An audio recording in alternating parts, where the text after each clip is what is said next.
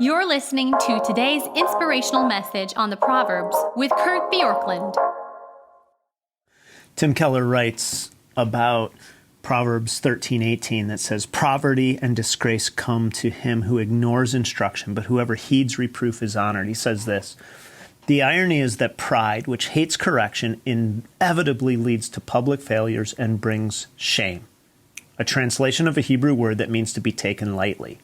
So human arrogance brings about its own greatest nightmare. And so what he's, in essence, pointing at is that as we go through life and we're trying to get what it is we think we want, our pride leads to the very thing that we don't want. And so as we're talking about Proverbs 13 and about deferred hopes and some things that lurk, one of the things that pride does is that it will often cause us to trust people who are not necessarily trustworthy and to not ask the difficult questions. Verse 17, "A wicked messenger falls into trouble, but a faithful envoy brings healing." And the reason that this proverb is so directed in terms of our wisdom is because what we tend to do is trust people because we don't want to, from a pride standpoint, appear to be questioning them, or we want to believe that our initial judgment was right instead of saying this person is not trustworthy.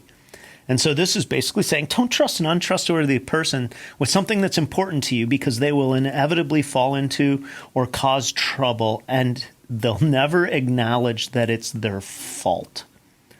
But conversely, to trust a person who will bring good into any situation is something that's important. In other words, character matters more than how somebody comes across in terms of competence or what else is true in their life. Verse 7 says, "One pretends to be rich, yet has nothing. Another pretends to be poor, yet has great wealth."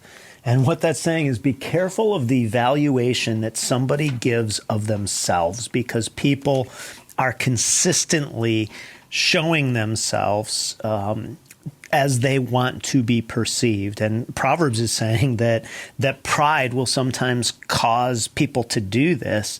And if we're not careful, what will happen is we will end up being, in a sense, somebody's fool for being duped. So be slow to trust a person's valuation, be slow to trust a person who wants access to you, and be slow to conclude that someone who appears to be winning in life is really winning, is really what verse 7 says. It says the person of means, verse 8, this is my paraphrase, is often concerned that they target, that it has to be concerned that they're a target for people. And so all of this is just, verse 8 says, "The ransom of a man's life is his wealth, but a poor man hears no threat."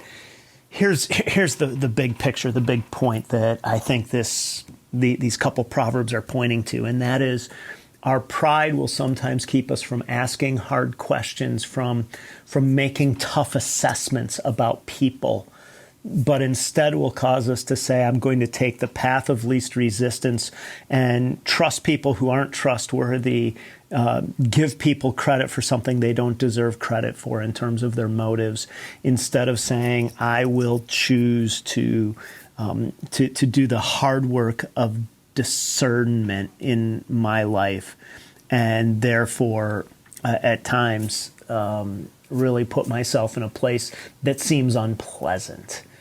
And so that's the idea here is don't let pride keep you from really doing a deep dive into what's real in the lives of people. Thanks for joining us here today. There's a lot of great content to explore on Orchard Hill Plus and on the Orchard Hill main feed from the weekend. Have a great day.